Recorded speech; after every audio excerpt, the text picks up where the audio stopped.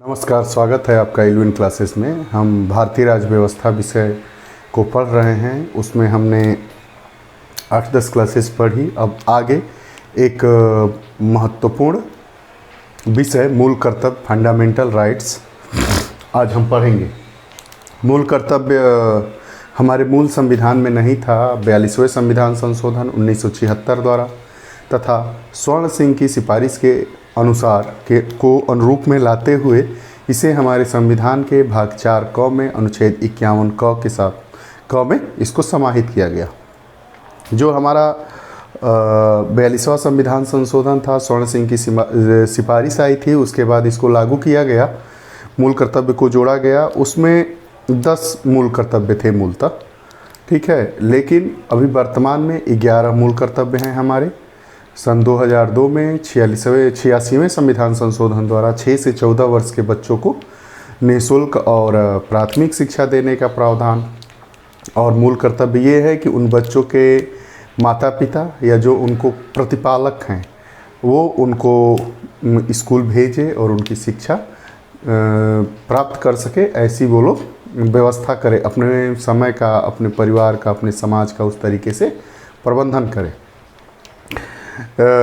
जो स्वर्ण सिंह समिति ने सिफारिश दी थी उनमें से 3 अनुशंसाओं को मूल कर्तव्य के रूप में नहीं लिया गया। पहले उन 3 अनुशंसाओं को देखेंगे, उसके बाद कितने मूल कर्तव्य हैं सबको बारी बारी से देखेंगे। उसके बाद मूल कर्तव्य के क्या लाभ हैं, मूल कर्तव्य नागरिक कर्तव्य हैं या नागरिक कर्तव्य हैं या वैधानिक हैं या कोर्ट में हम लोग जा सकते हैं उसके हन पे। इन सब विशेष बातों पर तथ्यात्मक बात होगी। आइए मूल कर्तव्य को प्रारंभ करते हैं। देखिए, मूल कर्तव्य 1976 में स्वर्ण सिंह समिति पूछता है कि मूल कर्तव्य किस समिति की सिफारिश पर लागू किए गए थे। तो 1976 में स्वर्ण सिंह समिति की अनुशंसाओं के बाद मूल कर्तव्य संविधान के भाग 4 क में अनुच्छेद 51 क में जोड़ा गया। मतलब भाग 4 क के अनुच्छेद 51 क में प्रारंभ में मूल कर्तव्यों की संख्या 10 थी।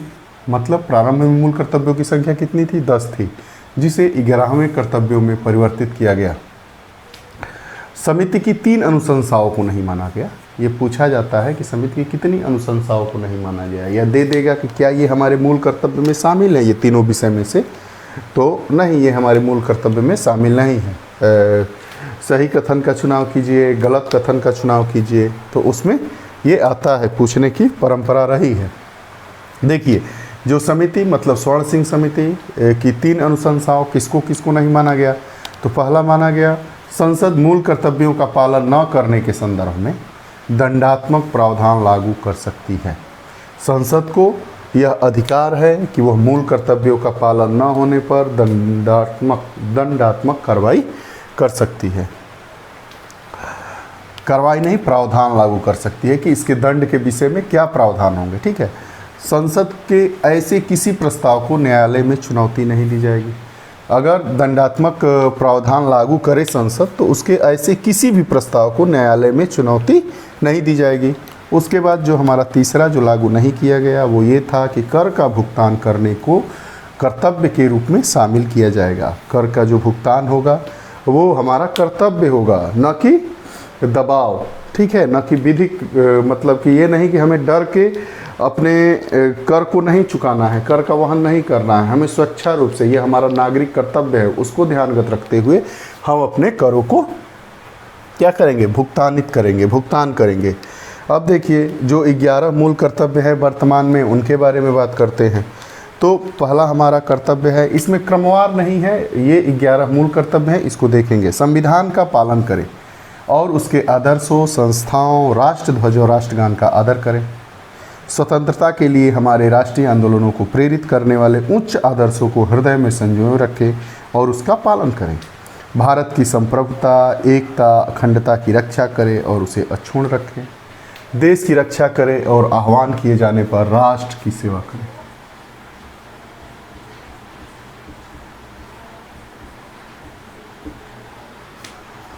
ऐसी प्रथाओं का त्याग करें जो स्त्रियों के सम्मान के विरुद्ध हो। ये बार बार पूछता है। हमारे समाज की गौरवशाली परंपरा का महत्व समझे और उसका परिरक्षण करें। प्राकृतिक पर्यावरण की रक्षा करें। इस प्राकृतिक पर्यावरण में क्या क्या है? वन हैं, वन्यजीव हैं, ठीक। तो प्राकृतिक पर्यावरण की साथ ही वन एवं वन्यजीव की रक्षा करें, उसका संवर्धन करें तथा प्राणी मात्र के प्रति दया भाव रखें। अगला है वैज्ञानिक दृष्टिकोण, मानववाद और ज्ञानार्जन तथा सुधार की भावना का विकास करें। वैज्ञानिक दृष्टिकोण, मानववाद और ज्ञानार्जन तथा सुधार की भावना का विकास करें। यहाँ वैज्ञानिक दृष्टिकोण मतलब जैसे इस समय भूत प्रेत, झाड़ फूंक,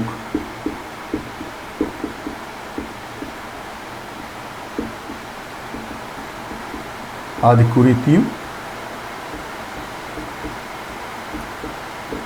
का परित्याग करें, ठीक। मानववाद मतलब जो हम लोगों का तरीका है समाज में रहने का, जीने का, आचार विचार का, व्यवहार का, मानववाद। ज्ञानार्जन, ज्ञान का अर्जन करें मतलब किताबों को पढ़ें और अपने ज्ञानार्जन को बढ़ाएं। सुधार की भावना का विकास करें, जहाँ जहाँ सुधार हो सकता है उस वैसी भावना का विकास करें। अगली बात है हमारे मूल कर्तव्य की कि सार्वजनिक संपत्ति की सुरक्षा करें। जैसे हम ट्रेन में जा रहे हैं तो ऐसा नहीं है कि सीट कवर को फाड़ दें या तोड़ दें या ट्यूबलाइट गिरा दें, ऐसा ना करें और हिंसा से दूर रहें। अगला हमारा है व्यक्तिगत और सामूहिक गतिविधियों के सभी क्षेत्रों में उत्कर्ष की ओर बढ़ने का सतत प्रयास करें। मतलब हमें व्यक्तिगत और सामूहिक गतिविधियों के सभी क्षेत्रों में उत्कर्ष मतलब ऊपर की ओर बढ़ने का प्रयास करें, जिससे राष्ट्र निरंतर बढ़ते हुए प्रगति और उपलब्धियों की नई ऊंचाइयों को छू ले। उसके बाद 86वें संविधान संशोधन 2002 की धारा 4 द्वारा ये पूछता है, किस धारा के तहत? 2002 की धारा 4 के तहत इस मूल कर्तव्य को जोड़ा गया। 6 से 14 वर्ष की आयु के बच्चों के माता पिता और प्रतिपाल्य के संरक्षक जैसा मामला हो उन्हें शिक्षा के अवसर प्रदान करें। आइए एक बार और देखते हैं मूल कर्तव्य, फंडामेंटल ड्यूटीज़ के बारे में आज हम पढ़ रहे हैं। ये कक्षा बहुत ही महत्वपूर्ण है। कृपया हमारे चैनल को लाइक शेयर और सब्सक्राइब करें और अंत तक देखें, क्योंकि अंत में मूल कर्तव्य की एक समीक्षा पेश की जाएगी जो मुख्य परीक्षा की दृष्टि से और एक साधारण समझ विकसित करने के लिए बहुत ही उपयोगी होगी। मूल कर्तव्य 1976 में स्वर्ण सिंह समिति की अनुशंसाओं के बाद मूल कर्तव्य संविधान के भाग 4 क में अनुच्छेद 51 क में जोड़ा गया। प्रारंभ में मूल कर्तव्यों की संख्या 10 थी, जिसे 11 कर्तव्यों में परिवर्तित किया गया। समिति की 3 अनुशंसाओं को नहीं माना गया। संसद मूल कर्तव्यों का पालन न करने के संदर्भ में दंडात्मक प्रावधान लागू कर सकती है। संसद के ऐसे किसी प्रस्ताव को न्यायालय में चुनौती नहीं दी जाएगी। कर का भुगतान करने को कर्तव्य के रूप में शामिल किया जाएगा। नागरिकों के लिए 11 मूल कर्तव्य बनाए गए। संविधान का पालन करें, उसके आदर्शों, संस्थाओं, राष्ट्रध्वज और राष्ट्रगान का आदर करें। स्वतंत्रता के लिए हमारे राष्ट्रीय आंदोलन को प्रेरित करने वाले उच्च आदर्शों को हृदय में संयोजित रखें और उसका पालन करें। अगला जो हमारा आया है कि भारत की संप्रभुता, एकता, अखंडता की रक्षा करें, उसे अक्षुण्ण बनाएं।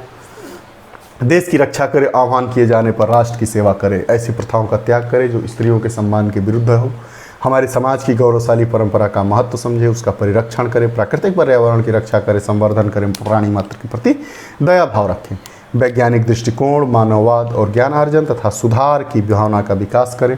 सार्वजनिक संपत्ति की सुरक्षा करें, हिंसा से दूर रहें। व्यक्तिगत और सामूहिक गतिविधियों के सभी क्षेत्रों में उत्कर्ष की ओर बढ़ने का सतत प्रयास करें, जिससे राष्ट्र निरंतर बढ़ते हुए प्रगति और उपलब्धियों की नई ऊंचाइयों को छू ले। 6 से 14 वर्ष की आयु के बच्चों के माता पिता और प्रतिपाल्य के संरक्षक जैसा मामला हो उन्हें शिक्षा के अवसर प्रदान करें। 86वें संविधान संशोधन 2002 की धारा 4 के तहत इस मूल कर्तव्य को जोड़ा गया।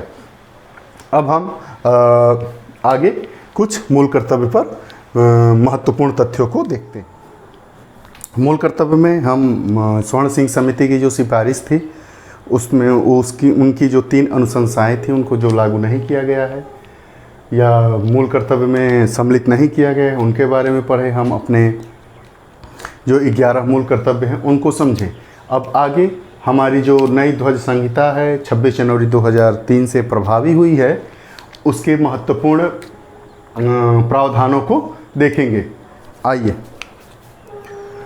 राष्ट्रीय ध्वज को लेकर, ध्वज केवल सूर्योदय से सूर्यास्त तक फहराया जा सकता है। राष्ट्रीय ध्वज की लंबाई और चौड़ाई का अनुपात 3:2 होगा।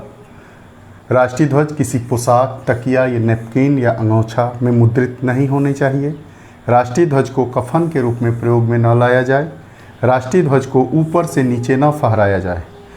ध्वज अन्य ध्वजों से कुछ ऊंचाई पर फहराया जाए, सिवाय यूएनए या अन्य राष्ट्र के ध्वज के। मतलब जो हमारा राष्ट्रीय ध्वज हो, अगर दो देशों का सम्मेलन हो रहा है तो अपने अपने देशों का राष्ट्रीय ध्वज जो हो वो समान ऊंचाई पे हो, यूएनओ का राष्ट्रीय ध्वज उसके समान ऊंचाई में हो। लेकिन अन्य ध्वजों की तुलना में, जैसे किसी पार्टी का ध्वज है और हमारा राष्ट्रीय ध्वज है, तो पार्टी का ध्वज कुछ नीची ऊंचाई पर होगा और जो हमारा राष्ट्रीय ध्वज है वो उससे थोड़े ऊंचाई पर फहराया जाएगा। यह संहिता 26 जनवरी 2003 से प्रभावी हुई है। राष्ट्रीय ध्वज फटी हालत में नहीं होना चाहिए। उसके बाद हम मूल कर्तव्य पढ़े। मूल कर्तव्यों पर एक समीक्षा देखेंगे कि यह नागरिक कर्तव्य है, नैतिक है या अनैतिक है, क्या है, ये किसको प्राप्त है, नागरिकों को प्राप्त है हमारे मूल कर्तव्य या व्यक्तियों को प्राप्त हैं। उसके बाद सुप्रीम कोर्ट का एक फैसला आया था, तो उसमें उन्होंने कहा था कि इस पर विचार करना चाहिए कि हमारे जो भारतीय अभी का जो परिप्रेक्ष्य है राज व्यवस्था का, हमारे भारतीय समाज का, तो उसमें कुछ और मूल कर्तव्यों को जोड़ा जाना चाहिए। तो वो आपके संबंध में कौन कौन से वैसे मूल कर्तव्य हो सकते हैं जो मूल कर्तव्य में जोड़े जाएं, उसके बारे में बात करेंगे। उसके बाद मूल कर्तव्यों की आलोचना की गई है कि मूल कर्तव्यों को क्यों राज्य के नीतिक निर्देशक तत्वों के साथ रखा गया है। चूँकि मूल कर्तव्य और मूल अधिकार परस्पर समान महत्व रखते हैं, तो उन्हें भाग 3 मतलब मूल अधिकार के साथ ही भाग 3 क में स्थान देना चाहिए। ये इनकी आलोचना की जाती है। ये बाध्यकारी नहीं है, ये भी इनकी आलोचना का एक मुख्य तथ्य है। उन सब विषय को आइए क्रमवार देखते हैं।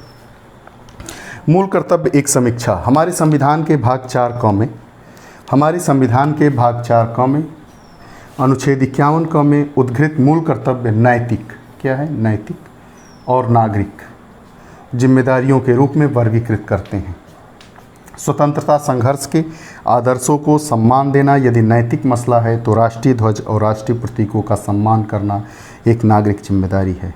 ये मूल कर्तव्य भारतीयता और भारतीय जीवन शैली को भी पर्याप्त संरक्षण प्रदान करते हैं। मूल अधिकार जहां नागरिकों और विदेशियों दोनों के लिए हैं। देखिए यहाँ पे प्रश्न बनता है कि क्या मूल अधिकार किसको किसको प्राप्त है, नागरिकों को भी प्राप्त है, विदेशियों को भी प्राप्त है। आप हमारी पिछली जो राज व्यवस्था की कक्षाएं जितनी हुई है उनको आप क्रमवार अगर देखेंगे तो सब विषयों में अपनी समझ को और विकसित कर पाएंगे। हम नागरिकों को कौन कौन से मूल अधिकार प्राप्त हैं, अभी पिछली कक्षा जो अध्याय हमारा हुआ है मूल अधिकार, उसमें हम लोग पढ़ चुके हैं। तो जो मूल अधिकार हैं, फंडामेंटल राइट, वो नागरिक और विदेशियों दोनों को प्राप्त हैं, दोनों के लिए भूमिका रखते हैं। लेकिन मूल कर्तव्य केवल नागरिकों के लिए है। प्रश्न ये पूछता है कि मूल कर्तव्य नागरिकों और विदेशियों दोनों को प्राप्त है? नहीं, मूल कर्तव्य सिर्फ नागरिकों को प्राप्त है। नागरिक मतलब हमारे देश के जो नागरिक हैं उनकी बात करता है, और विदेशी जो देश के बाहर से आने वाले व्यक्ति के रूप में हैं हमारे देश में, वो विदेशी की श्रेणी में आते हैं। कुछ अन्य मूल कर्तव्यों को संविधान में शामिल किया जाना चाहिए। ये देखिए कौन कौन से ऐसे हैं। इस संदर्भ में अनुच्छेद 326 और जन प्रतिनिधित्व की धारा 62 के अंतर्गत मतदान के अधिकार को एक मूल कर्तव्य के रूप में शामिल करना सार्थक प्रयोग होगा।